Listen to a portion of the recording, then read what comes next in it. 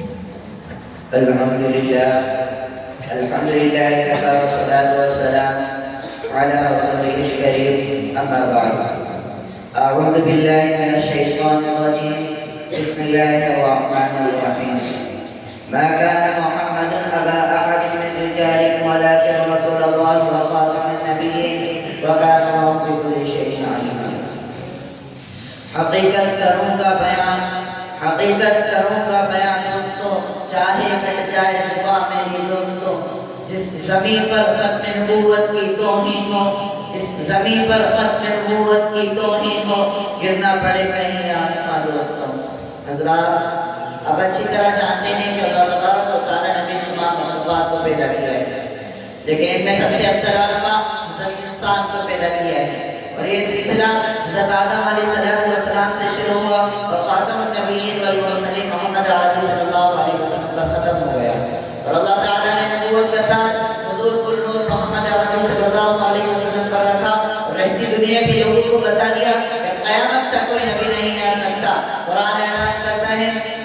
ما كان محمد أبا أحد من رجالكم ولكن رسول الله وخاتم النبيين۔ آپ صلی اللہ علیہ وسلم کے بعد کوئی نبی نہیں ہو سکتا۔ قرآن کا یہی فیصلہ ہے، تورات کا یہی فیصلہ ہے، تمام کے تمام آسمانی کتابوں کا یہی فیصلہ ہے، تمام کے تمام علماء کرام کا یہی فیصلہ ہے، تمام کے تمام محدثوں کا یہی فیصلہ ہے، تمام کے تمام صحابہ کرام کا یہی فیصلہ ہے۔ آپ صلی اللہ علیہ وسلم خاتم النبی والمرسلین ہیں، نبوت کی عالی شان عبارت آپ صلی اللہ علیہ وسلم کے آنے سے کامل مکمل ہو گئی۔ اب نبوت کا دروازہ ہمیشہ کے لیے بند ہو گیا، اب قیامت تک کوئی نبی نہیں آ سکتا۔ اگر اس کے بعد کوئی نبوت کا دعویٰ کرے گا تو وہ کذاب ہوگا، مردود ہوگا، ملعون ہوگا، شتات ہوگا، وقت کا فرعون ہوگا، وقت کا سب سے بڑا کمینہ ذلیل انسان ہوگا۔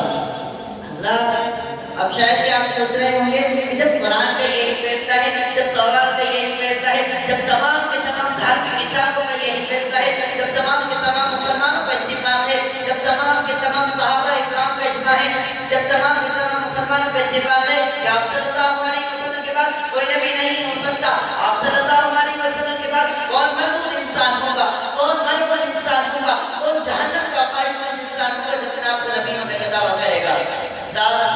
اسے بہت سارے خبر تمہیں مل جائیں گے، بہت سارے کمینے تمہیں مل جائیں گے، بہت سارے نمک حرام تمہیں مل جائیں گے جنہوں نے اپنے آپ کو نبی ہونے کا دعویٰ کیا۔ اسود انسی مسیلمہ کذاب، اسود بن کعب، یہ سارے کے سارے لوگ نبوت کا دعویٰ کر چکے ہیں اور ہندوستان میں اکرمی نبی مرزا غلام احمد قادیانی کی بھی نبوت کا دعویٰ کیا۔ اس ملعون نے ہندوستان کے مسلمانوں کو کفر ارتداد میں لانے پر کھڑا کر دیا۔ اس کی ایک تاریخ ہے، بس اگر اس کو مطلب سمجھے تو بات بالکل واضح ہو جائے گی۔ مرزا غلام احمد قادیانی انگریزوں کا نبی تھا، مرزا قادیانی جھوٹا اور مردود تھا، مرزا قادیانی کذاب اور ملعون تھا، مرزا قادیانی سب سے بڑا کمینہ اور ذلیل انسان تھا۔ آپ جانتے ہیں کہ ہندوستان کی آزادی سے پہلے یہاں انگریزوں کی حکومت تھی جو اسلام اور مسلمان کے دشمن تھے۔ انگریز ہندوستان کے مسلمانوں کو غلام بنا کر ان کے قلب و جگر سے اسلام کو ختم کرنا چاہتا تھا، انگریز ہندوستان سے مسلمانوں کو مٹانا چاہتا تھا، انگریز ہندوستان میں اپنا دبدبہ قائم کرنا چاہتا تھا، انگریز ہندوستان میں اپنا تسلط جمانا چاہتا تھا۔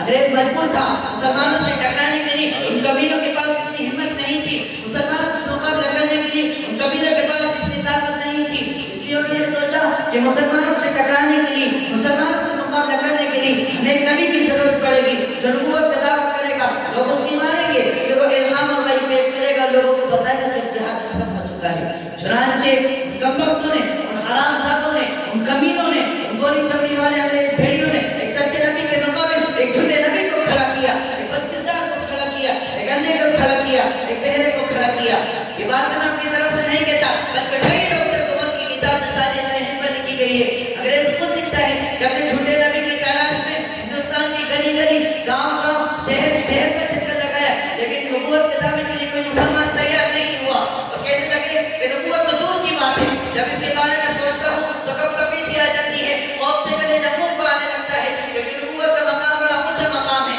اس کا انتخاب ان جانب اللہ ہے۔ کسی انسان میں طاقت نہیں جو کسی دوسرے کو نبی بنا دے یا اپنے آپ نبی بن جائے۔ قرآن اعلان کرتا ہے اللہ یصطفی من الملائکۃ رسلا ومن الناس، لیکن ایک انسان جو بلا وقت کو کہا نصیب و کہا، جس کی مہان شیطان نے تھام رکھی تھی، جس کو دنیا مسلم پنجاب سے غلام احمد قادیانی سے جانتی ہے۔ انگریز خود لکھتا ہے کہ مرزا قادیانی اس کام کے لیے تیار ہو گیا اور ہمارے افسر کے سامنے حاضر ہوا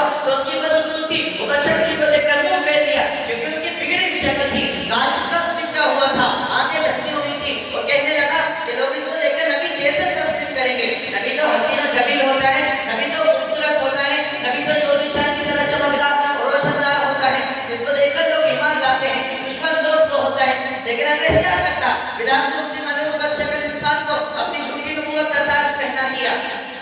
अब मिर्जा कादियानी से हम पूछना चाहते हैं कि मिर्जा बता तू कैसा नबी है? मिर्जा कहता है मैं जिल्ली नबी हूँ, मैं बुरवसी नबी हूँ, मैं गैर तशरी नबी हूँ, मैं गज़बी नबी हूँ। मिर्जा तू ये तो बता कि तुझे नबूवत कैसे मिली? मिर्जा कहता है पनाह रसूल के जरिए, यानी इताअत खुदावंद इताअत रसूल के जरिए इस कमाल के दर्जे को हासिल किया, रियासत और तकवा के जरिए इस कमाल को पहुंचा के मैं नबी बन गया।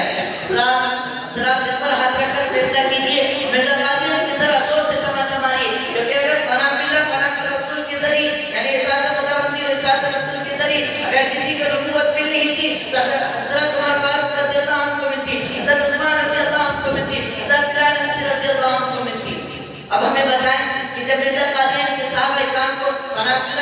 रसूल के दर्जा कमाल हासिल कर लेने के बाद नबूवत नहीं मिली, तो ये मिर्जा जो झूठ बोलता था, जो चोरी करता था, जो इश्क करता था, जो मुकद्दमाबाजी करता था, कि यही इबादत और तक़वा का दर्जा है, कि यही पनाह का दर्जा है? नहीं, हरगिज़ नहीं। अब मुझे कहने दीजिए कि मिर्जा कादियानी झूठा कज़्ज़ाब है, उसकी नबूवत झूठी है, वो अल्लाह का नबी नहीं है, वो हमारा नबी नहीं है, बल्कि दुश्मनान इस्लाम का नबी है, शैतानों का नबी है। ये मिर्जा कादियानी की नबूवत की एक झलक थी, एक तारीफ थी। इस मुर्तद और सद्दीक़ से मुसलमान को बचना ज़रूरी है। अल्लाह ताला हम सबको